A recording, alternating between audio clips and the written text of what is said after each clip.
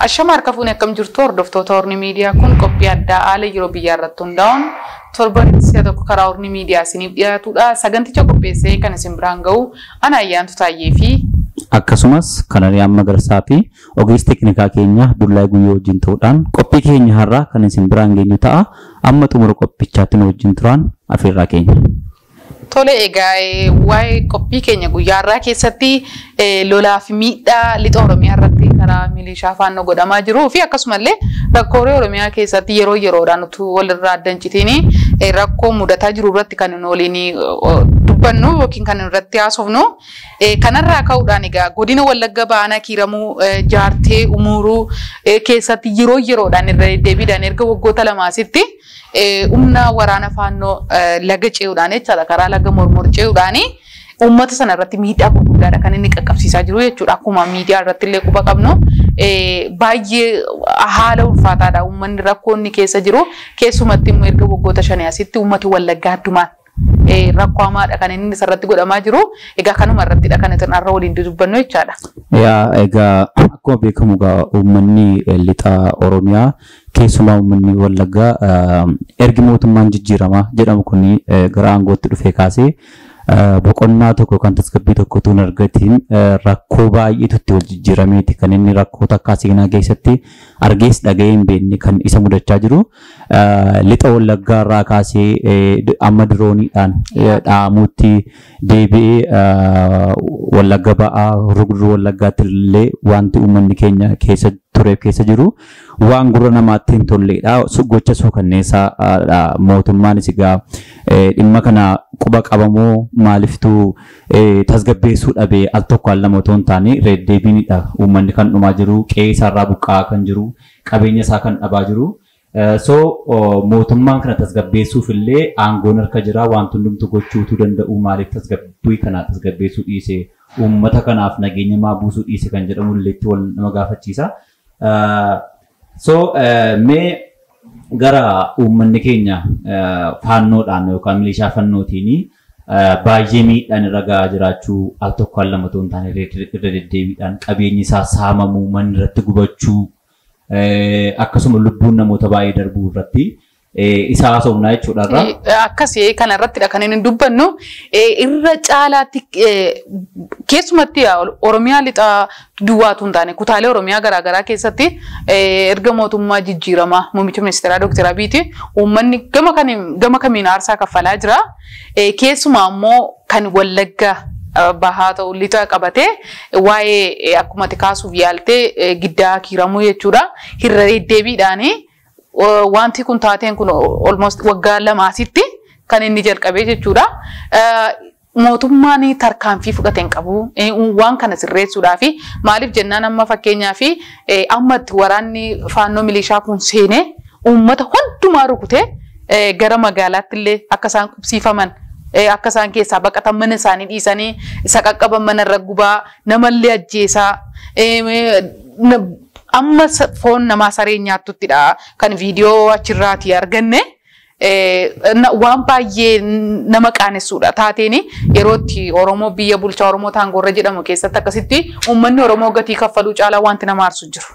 Yeroo keessumaatti yeroo Lammaa Magarsaa mootummaa naannoo Oromiyaa irra ture yaadatte yoo ta'e yeroo tokko Harargee uummanni Harargee karaa Sumaalee gaafa dhaamu yookaan immoo dhiibbaan irratti godhamu mootummaan yookaan pirezidaantiin mootummaa naannoo Oromiyaa atattamaan rakkocha qaamaan furmaata guddaadha kan inni kennee fi uummatichi yeroo suma birmannaan godhameefiiti kan inni gara iddoo biraatti deemee mootummaa irraas uummatarraa illee birmannaan godhamee fi atattamaan lubbuun namootaa kan inni baraarame yeroo uummanni illee walii birmachuunsaa mootummaan illee uummata isaatii fi iddoo guddaa qabaachuunsaa yeroo haala gaariirra ture. Ergasii as ergi mootummaan naannoo Oromiyaa pirezidaantii Shimallis gara aangootti dhufeeti uummanni kun deeggarsa nageenyaa waan argate natti hin fakkaatu. Dhimma kana immoo kallattiidhaan kan ilaallatu ture mootummaa naannoo Oromiyaati maaliif biyya inni bulchaa jirudha naannoonni tasgabbeessuudhaa fi nageenya lammiilee isaatii eeguudhaa fi aangoof itti gaafatamummaa sirriitti baachuu qabu ture. Garuu mootummaan naannoo Oromiyaas gama isaatiin imma uummata kanarratti uummata geggeessaa jiru kanarratti xiyyeeffannoo hin gooneef ammarratti mootummaan federaalaallee gama federaalaatiin gaafa laallusi deeggarsi uummata kana baraaruudhaaf yookaan immoo nageenya uummata kana dhaabbiidhaan eeguudhaaf wanti inni xiyyeeffannoon irratti godhee uummata kana tasgabbeessee hin jiru. Waan baay'ee jechuun dandeenya jechuudha. Akkasii yeroo baay'ee egaa uummanni suni sagalee illee akka ta'uufidha kan inni iyyatu sagalee naataa jedha. Dhugumatti illee gama biraatiin yoo ilaalte kutaaleen Oromiyaa biraa garaagarillee uummata kanaaf yeroo isaan itti sagalee ta'uufirra muummicha ministeeraadhaa fi yeroo isaan itti sagalee ta'antu jira. Maaliif jennaan amma akkuma beekamu yeroo darbe paarlamaa keessatti Kiristaan Taaddalee gaafanni aangoo gadhiisii ati aangoo bulchuudhaaf hin dandeessu gaafanni ittiin jedhe uummanni kutaa garaagarirra jiru ba'eeti kan inni deeggarsaa biyyadhaniiti kan isaan hiriira geggeessanii. Garuu uummanni suni yeroo yeroodhaanii dhugaa dubbachuudhaaf bara Hayila Sillaasee bara Dargii keessatti taatee namarratti uumamnedha. Taatee nama Wallaggaa Shaawaa keessatti uumamaa jiru jechaadha. Maaliif dirooniidhaan asii gadi uummata nagaa reebuu jechuun bara sana waan nageenya abbootii keenyarraas harmootii keenyarraas bara Hayila Sillaasee bara Dargii fa'aa keessa taateen akkasii hin jiru nageenya. Garuu bara mootummaa Dr. Abiy Ahmed bara mootummaa Oromoo maqaa Oromoodhaan kan socho'u keessatti uummanni Oromoo gatii guddaa amma kana kaffalaa jiru. Egaa mee gamanumaan viidiyoo gama uummata giddaa kiiramu akkasumallee amuruu jaarte rakkoolee naannaa sanatti ta'e viidiyoo kana daawwannee walitti adeebinu. Garuma waan gochuu danda'u immoo tokko hin qabu. Ijoollee kootu dheerate waan angoo hin qabu. Ingilisaa yoo ta'u waan ameera manni kun ijaarame. Kana isaa caala rakkattoota akka gargaartani waaqessinaa gargaaruun jedhame. Baay'ee nu gargaartani baay'ee nu deeggartani qorqorroo luukii 60 jechuun salphaami. Har'ani kana ni ijaaru. Luukii 60 miti luukii 30 ni ijaaru. Hin danda'u ka waa tokko wanti naa hafe hin jiru. Harka duwwaa kotti lafe waa tokko. Garuu ijoollee koo ba'uu sammuu nan gammadeetu ijoollee koo ta'eyyuu sammuun koo baay'ee mi'aamaa jechuudha. Obbo Amadee Abdurrahman fa'aa, obbo Jamaal Goshtuu fa'aa, obbo Aliyyuu Goshtuu fa'aa namoota nama baay'eellee qacaranii of jalatti qacarrii nama qacaranii investerii ta'anii hojii guddaa warra hojjetanii bu'aa irra buusanii biyya keenyaaf ibsaanillee akka galu yeroo adda addaa kun abbaa kitaaba wajjin ijoollummaachuu dandeessa malee yogguu sanallee eddee federaala biresii dhaqanii warra magaalaa kana fooyyeste seenaa kana dhaamsuudhaan seenaa kana balleessuudhaan meedaa irratti akka reef isaanii jechuudha. Gara jabinaan gara mar'immaan laafina hin qabne nama boosisan nama baay'eetu dhufe jechuudha. Baay'ee kan nama gaddisiisudha. Baay'ee hojiin hojjetame taateen ta'e baay'ee reeffi duutinuma jira. Sareen goodatti nama nyaachuun ishee immoo garuu seenaa Oromoo keessatti isa duraati jechuudha. Kan arginee isa geenyes hin beeknu wanta nama gaddisiisudha.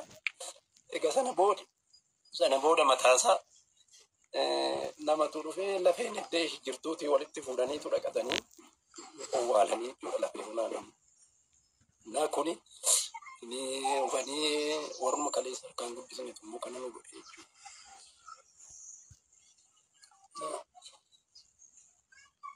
Dua gadheedha.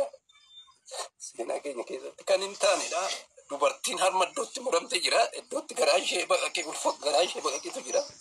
Waan baay'ee nama gaddisiisudha. Innaa isinumtiyyuu uftanii kana hubachuu keessaniin, uftanii kana arguu keessaniin kuniyyuu maaltu ta'e yeroo adda addaallee qaama adda addaatti yeroo iyyannullee gabaasni iyyannu tulluu kan handa'u. Rakkinni keenya dhaqee nuun ba'u. Rakkinni keenya qaama gararraatti hin beekamu. Isiniyyuu kan akkatti argitanii dhuftanii quuqamaa wanta taataniif waan herreegdaniif malee wanta nama boosisu wanta nama gaddisiisu sareen yeroo reeffa namaa nyaatti seenaa Oromoo keessatti miilana kan nuti arginu. Daagin Minilik harma kutaaf harka kutaa isa annoolee irratti seenaa dhagaa turretu dhufee naannoo keenya irratti raawwate jechuudha. Waan baay'ee nama gaddisiisudha. Naa kadhatu nurratti ta'e taatee hin taanetu nurratti. Egaa akkuma beekamu uummanni keenya Oromiyaa akkasumas illee kutaalee godinaalee Oromiyaa baay'ee garaagaraa keessatti bara uummata kana mootummaa Oromootu geggeessaa jira jedhamee biyyi kan biraa beekutti yookaan naannoon kan biraa beekutti waan si ajaa'ibu naannoleen kan biraa baala gizee ittiin waamti. Baala gizee gaafa jedhamnu baala gizee kan nu jedhamnuuf maaliif akka ta'e naan galle reebamuudhaa fi duudhaanii qeerraa buqqa'uudhaan baala gizee jedhamna maqaan nutti laatame illee waan biraadha gatiin nu kaffalamaa jiru yookaan immoo wanti nuyi argachaa jiru immoo waan biraadha jechuudha. Kan uummanni Oromoo keessa jiru kan biraadha taappellaan dudduubaan maqaan nu kennamee itti waamnu kan biraadha jechuudha. Kanaaf uummanni keenya dhugaa dubbachuu fi gurra namaatti illee waan dhagahuun isaa nama suukanneessu ijaan arguun viidiyoo garaagaraa argiteetta sooshaal miidiyaa irra kan deemaa ture reeffi namoota baay'ee illee bineensaan nyaatamee. Amma viidiyoo amma achuma naannoo giddaa kiramuu jaartee irraa arganne kuni namoota gaafa isaan dubbatanii baay'ee garaa nama nyaata namoota gurguddaadha. Reeffa namaa sareen nyaattee jira jaarsi kuni reeffa namaallee amma awwaaluu dadhabnee reeffa namaa sareen nyaatteetti geenye bara akkasii keessa jirra. Daa'ima mana hin beekta mana ijaarrachuu qabeenya horachuu jechuun amma akka gatii nama kaffalchiisu baadiyyaa aanaa keessatti mana kana hundumaa erga walitti fiddee ijaarrattee maal jette galgala tokkotti mana kee dhabuu deebitee immoo mana sana walitti qabdee ijaaruun wanti naamamee akka nama gaafatu beekamaadha. Akkuma kaasuuf yaaltetti dhugumatti uummanni keenya gatii guddaa mana hin jedhamnedha kan inni kaffalaa jiru. Yeroo baay'ee sooshaal miidiyaa irratti hin dubbatamaa namoonni illee gama tiiktaakiitiin gama garaagaraatiin inuma haasa'ama amma ammaatti garuu falli argamee jiru waa'ee uummata sanaa. Dhimma kanarratti kallattiidhaan kan itti gaafatamummaa qabuu fi xiyyeeffannoo irratti godhachuu qabu tokkoof tokko mootummaa biyya kana geggeessaa jiru ture. Maaliif gaafa aangoo fudhatu gaafa waadaa galee aangoo fuudhu aangoo biyya kanaa geggeessuudhaaf fuudhu nageenya lammiilee kanaa tiksuudhaaf wabii ta'ee beekumsa qabuun humna qabuuni lammiilee biyyatti nagaatiin ba'anii nagaatiin akka isaan galaniif birrannaa tokko malee biyya isaanii keessa nagaadhaan jiraachuu hojjetachuu akka danda'anitti dhaqanii waadaa fuudhee. Haa ta'uyyuu malee akkuma beekamu durdurii kaasee immoo uummanni Oromoo biyya kan biraa yookaan naannoo kan biraa dhaqee nageenya lammiilee miidhee sarbee hin beeku. Durdurii kaasee daangaa ce'uudhaanidha kan dhufanii dubbii barbaaduudhaanii nageenya uummata kanaa sarbanii uummanni kun hojjetatee akka inni hin jiraanneef uummanni kun ikoonomiidhaan akka inni ol hin deemneef barnootaan waan si ajaa'ibu.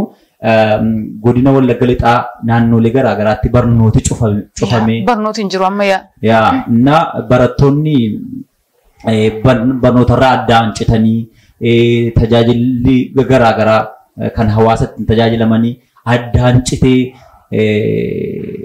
keessumaa karaan daandiin hojjetamuun hundumtuu kun waggoota shananii asitti baay'ee uummata kanaa fi madaa guddaadha. Walumaa galatti haasakii kana irratti dabaluudhaan waa'ee daandii karaa jettu irratti fakkeenyuma yoo kaasnee dubbanne daandiin magaalaa Najjoo fi Gimbii gidduutti argamullee daandii irratti namni deemuudhaaf nama sodaachisuudha daandii caccabeedha. Akkuma beekamu yeroo darbee mootummaa muummichi ministeeraa Dr. Abiy Naqamtee deemanii namoonni walgahii wayii ture Naqamtee irratti jechaadha. Akka kaadirotumadha. Namni uummata bakka bu'ee deemee jiru namootuma beekanidha achitti kan isaan deemsisanii jiniin walgahii ta'anii yoo walgahii sana irratti yoo dhaggeeffatteetta ta'e uummanni tokkoof tokko kan inni gaafatu maal nagaa kan uummanni naannaa achi kan inni dheebote maali nagaan ba'ee galuu hojii hojjetachuu akka durii aramatee soqatee nyaachuudha kan inni dheebote jechuudha. Maaliif nagaan hin jiru. Gaafa uummanni sun waa'ee nagaa rakkatee waa'ee nagaa gaafata muummichi ministeeraa waa'ee daandii uummanni sun gaafa inni gaafatu nuti karaa isinii hojjennaa isinii akka karaa isinii hojjennu jechuudha. Nuti isinii hojjennaa isinii waraana bilisummaa Oromoo nurraa dhorkaa jechuudha wantichi yoo deebitee ilaalte uummati sun rakkoo guddaa keessadha kan inni jiru gama mootummaatiin illee furmaatii maaliif paarlamaa dheengadda irratti illee dhaggeeffachuu dandeenya rakkoo Oromiyaa keessa jiru. Paarlamaa taa'ame irratti namni Oromiyaa keessa bakka bu'ee dhaqillee waa'ee rakkoo Oromiyaa keessa jiru dubbanne nama biraa dubbate lammii biraatu jechaadha. Oromoo paarlamaa sana keessa jiranii Oromiyaan rakkoo keessa jirti keessumatti waa'ee uummata giddaa kiiramu wal nama gaafachiisu waan paarlamaa miti waan biraa irratti gaafatanii haasa'an ture. Dhugaa dubbachuuf amma kaabineen isaan ijaarratanii ittiin paarlamaa keessa kaa'atanii jiran illee kan dhuguma rakkoo uummatichaa gadi bu'ee argee deebi'ee immoo qoricha barbaadu otoo hin taane waan muummichi ministeeraa barbaadu duwwaa kan galmaan ga'u wanta inni fedhu duwwaa kan dubbatu wanta inni gubbaatti gadi buuse duwwaa hojiirra kan oolchurraa kana fi dhuguma dhukkubbiin uummataa kanadha madaan uummataa kanadha kanaafiyyuu qorichi kanadha jedhamee kan bakka bu'ee uummata kana bakka bu'ee furmaata barbaadu otoo hin taane ofii isaaniifiyyuu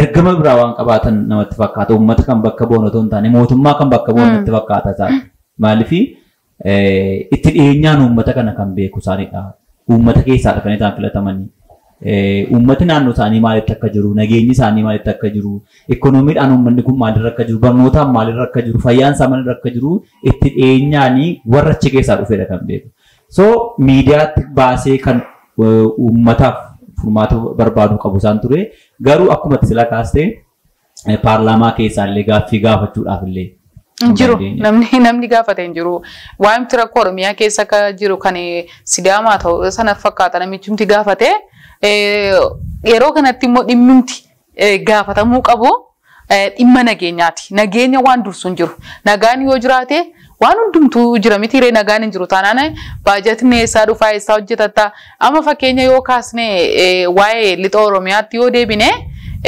namoonni amma fakkeenyaa fi baajetallee qabanii of jiraachisuu danda'an amma magaalaa sana keessa maqaa nageenyi dhibeef gara magaalaa biraatti deebi'uudhaan hojii isaanii hojjetachaa jireenya isaanii geggeessaa jiru. Namni immoo maallaqa hin qabne namni bakka biraatti deemee jiraachuu hin dandeenye immoo taa'ee aarsaa kaffalaa jira jechaadha. Kanatti jalqaba kaaste irratti itti dabaluudhaan keessumatti baay'ee waan nama gaddisiisu waa'ee carraan barnootaallee dhaabbachuu. Barnooti babal'inni barnootaa dhaabbachuu maaliif gara baadiyyaatti yoo deemte barsiisonni illee jiranii walumaa galatti manni barumsaa dhaabbatee jira waanuma beekamaadha kuni namatti dhagahama baay'ee nama gaddisiisa dhalataan wala deemaan kun barachuu carraa qabutti carraa barnootaa dhabuu jechuun mootummaan kanatti furmaata kennuu dadhabuun akka kana duwwaatu hin taane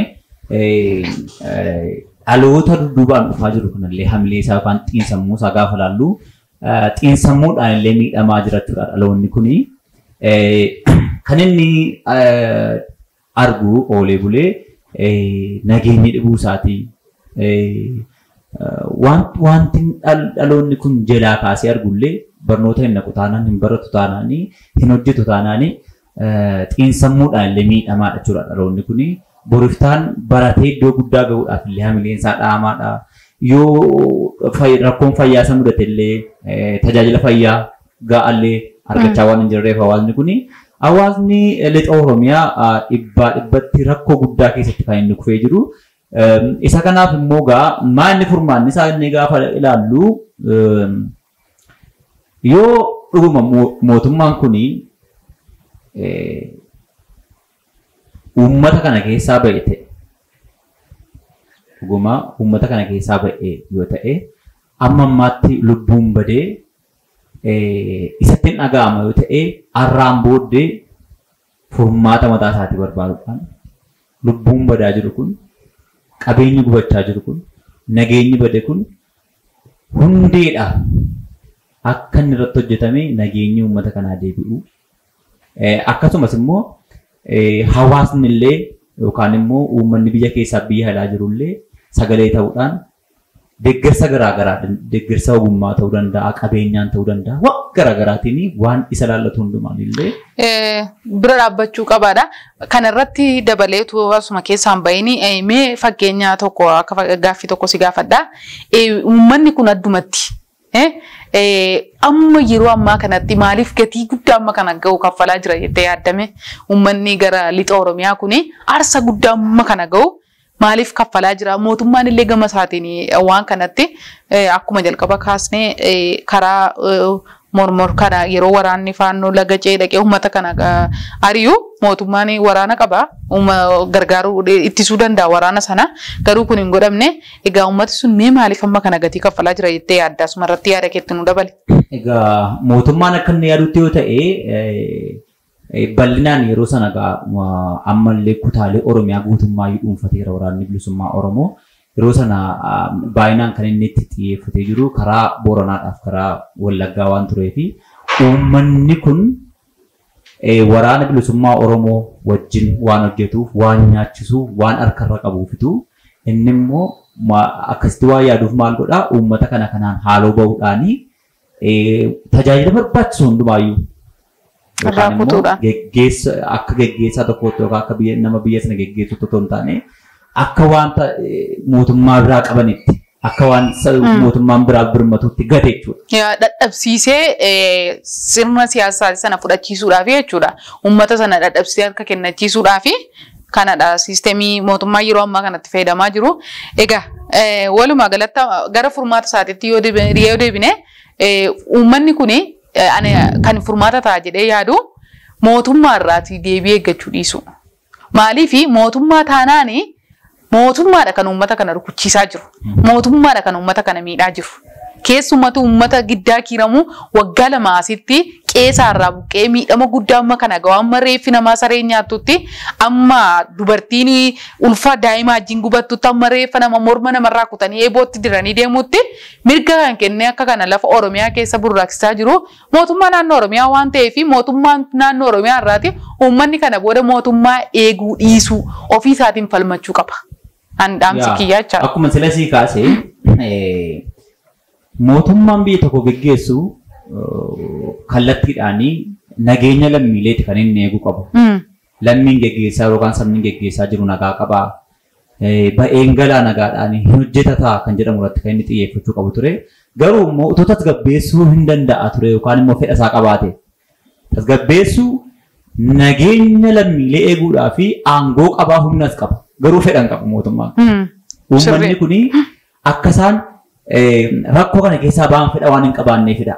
Amma itti wal jijjiiranii akka barbaadanitti waan seenaa keessa hin jirre milishaan faannoo kana isaan irratti godhanii lammii keenya kana Oromoo kana kan isaan qeerraa buqqaasanii qabeenya isaanii saamanii mana isaanii gubanii mootummaan waan wallaaleef otoo hin taane beeka. Rakkoo ta'aa jiru kana uummanni maalirra akka jiru uummanni dhumaatii uummata tokkoon beeka. Garuu uummata kana rakkoo keessaa baasuudhaaf fedhan qabu mootummaan kun akka waan haaloo irraa qabutti kan ilaalan. Yookaan immoo uummanni kun akkuma sila jettee akka inni miidhamu yookaan immoo akka inni dhumu waan itti walii galee isaan ergee fakkaata mootummaan kun. Kanaafiyyuu akkuma itti dubbattee uummanni mootummaatu yookaan mootummaan gaggeessaa jiru jira ganaa isatu dhufee bilisa na baasadhee eeguu hin qabu yookaan furmaata karaa isaan argadhee eeguu hin qabu. Waan danda'uuni ammayyuu taanaanii harka wal qabachuudhaan kallattii hundumaan iyyuu jabaatee falmachuu qaba. Asuma irratti immoo keessumatti dhalattoonni hawaasicha keessaa baatanii dhalataa Oromiyaa lixaa taatanii kan hawaasa keessaa baatanii kutaalee biyyoota garaagaraa kan jirtanii quba wal qabaachuudhaan uummata kana bira dhaabbachuu uummata kana gargaaru. Maaliif amma keessumatti warra akka kara deemaa fa'aa warra akka obsee luboo fa'aa akkasumallee waaldaan wal gargaarsa maccaaf tuulamaa kan achi keessa jiru wabii macca waaldaa wal gargaarsa wabii maccaallee uummata kana gargaaraadha kan isaan jiranii garuu kun qofti gahaa miti dhalataan uummata sana keessaa bahee dhugumatti kan rakkoon uummata kana kan itti dhagahame kan yeroo uummanni kun ala bulu kan yeroo uummanni kun waan nyaatee dhabu agabuu akkanatti bulu kan yeroo reeffa namaa saree nyaattu yoo dhuguma kan itti dhagahamu ta'e uummati Wallagga keessumaa lixa Oromiyaa uummata kana gargaaruu qaba jedhaan wal ijaaree jechuudha. Anillee kanatti waan si kaasuuf yaalu yeroo uummanni godina Horroo Guduruu Wallaggaa irraatii buqqaa ture ijoollee sooshaal miidiyaa irratti wal beeknu wajjin naannoo nama 10 wajjin tiimii tokko uumne tiimii tokkummaa yookaan immoo garee tokkummaa jechuudhaan uumneetu ijoollee keenya biyya garaagaraa jiranii wajjin mari'anneetu birrii garaagaraa walitti fiduudhaan naannoo birrii 200 olidha kan inni arganne achiin booddee birrii sanaanii waan uummata sana barbaachisu binneetu ergaa turre jechuudha naannoo uummanni kun buqqee jirutti. Kanaaf ammallee taanaanii tokkummaa qabaachuu qaba. Iddoo jiranitti 10 haa ta'u 20 haa ta'u iddoo bu'aa buusuu qabanitti biyya alaan jira biyya keessaan jiraachuu hin ta'in amma waan hundumtuu onlaayiniidha waan ta'eef yaada sheer walii goota onlaayiniidhaanii qarshiidhaan wal deeggaruu dandeessa. Garuu inni jalqabaa gareedhaan tiimiidhaanii wal gurmeessee iddoo jirutti wal jajjabeessee tokkummaa isaa jaalala isaa cimsee eenyu caalaayyuu kan walitti aanu saba isaatiif kan falmuu danda'u isaaniidha waan ta'eef inni kan biraanii dhalattoota naannoo sana keessa biqilan yookaan immoo ba'an duwwaa otoo hin taane yaadatta yoo ta'e yeroo Harargee irraa buqqa'anii uummata godinaalee Oromiyaa hundumaadha kan birmateef. Kanaafiyyuu godi kutaalee Oromiyaa hundumaa irraallee dhuguma madaa'uu Wallaggaa dhuguma madaa'an Booranaa hundi isaanii madaa'uu jechuudhaan ka'uudhaan qabeenyaadhaan taanaan humnaan taanaan beekumsaan waan hundumaan iyyuu uummata kana deeggarsa barbaachisu godhanii fi rakkoo har'aa kana keessaa baasanii uummata sana baasuun itti gaafatamummaa seenaa jalaa bahuu qabu jechuudha. Dhalattoonni naannoo Oromiyaa kutaa biraallee uummati kun quba na qabaadhaan na gargaara isiniin jedhaa jira waan ta'eef uummata kanallee quba qabaachuudhaan gargaaraan illee nullee dhaamsa qophii keenyaati. Egaa kana duwwaallee miti har'a waan nuti irratti dubbannee as baane rakkoon kun egaa rakkoo Oromiyaa lixaa duwwaa miti. Rakkoo akka waliigala Oromiyaa kutaalee garaagaraa keessa jirudha.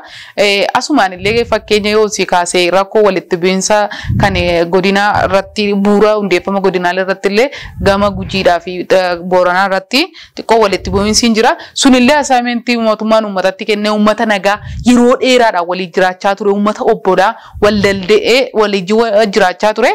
Kan inni ammoo gargar baasee uummanni kun walitti mufatee jiru. Egaa rakkoon kutaalee Oromiyaa keessa jiru rakkoo dubbatamee dhumuu hin dandeenye. Akkuma beekamu amma mootummaan maal godhaa siistemii mootummaan kun itti fayyadamu keessaan jalqabaa ajandaa uumaaf. Akkasi. Godinaalee tokko Booranaatiif, Gujiidhaaf, Shawaadhaaf, Arsiidhaaf akka nama aartii wayii hojjetu fiilmii wayii kireet godhu wayittidha kan inni hojjetu waggaa amma kana kan inni geggeessaa jiru waggaa 5 kana. Fiilmii tokko hojjetaa fiilmichi gaafa xumuramu immoo paartituu immoo iddoo biraatti akka ittitu nageenya uummataa irratti lubbuu namootaa irratti kan inni ittiin asuma irratti mee ati fayyadamaa sooshaal miidiyaa waan taateef qeerroo ragaa sooshaal miidiyaa kana immoo fayyadamtee yaada tiiktaakii FBC mee sana irratti hundaa'uudhaan gaaffii tokko si gaafadha keessumatti torbanii gara torbaniitti sooshaal miidiyaa karaa tiiktaakii irratti mata dureen inni ajandaan inuma dhufaa. Ajandaa kana eenyu akka kennu hin beeknu ajandaan inuma jira.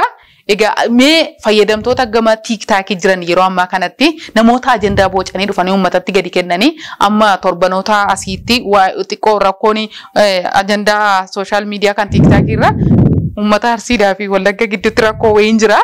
Ajandaa kanarra tiiktaakiiti gaa malee kana dhugaadhuma miidiyaatti illee dubbatamu tun taane akkati dargaggoota gama sanaan jiranii fi ibsa yookiin gorsa laattuufidha kan waan kana sitti kaasaa jiru. Mee sana irratti ati yaadi kee maali gorsa akkamii immoo laattaaf namoota ajandaa sana fidanii uummata wal nyaachisaniif waan sana dhaggeeffattee jirtadhee yaada. Isa jalqabaa gorsaan yookaan immoo akka dhaamsaatti kennuu barbaadu waa'ee gandaa otoo hin taane amma guutummaan Oromiyaa maal keessa akka jirtu beekamaadha. Guutummaa Oromiyaa ba'aa amma lixaatti kaabaa amma kibbaatti rakkoon nageenya isheetii rakkoon ikoonoomii isheetii maal akka fakkaatu beekamaadha.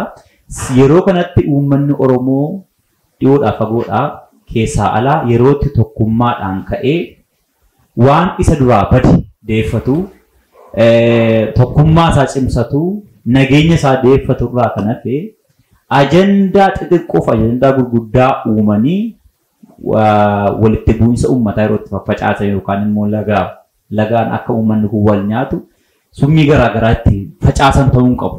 Kanaaf dhugaa dubbachuu fi namoota sooshaal miidiyaa kanarraatti yookaan kaffalamee fi akka isaan ajandaa kanarratti hojjetanii fi kaffalamee fi itti gad dhufeeti.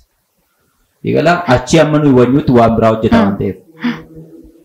Namoonni gurguddooni siree hojiitti jiru namoonni ajandaa namni kireeti isinii godhee dhuftanii hawaasatti nageenya dhabee rakkachaa jiru irratti akkasuma wanta uummanni kun dhabee barbaadaa jiru ammas immoo dhukkuba kan biraa dabaltanii fi adaraa'ummaa keessanii uummanni kun karaa kam tokko ta'a jaalalli isaa karaa kam jajjabeeffama karaa kam tokkummaa uummata kana deebisnee dhaabne jechuudhaan irratti hojjechuu akka isaan qabanidha.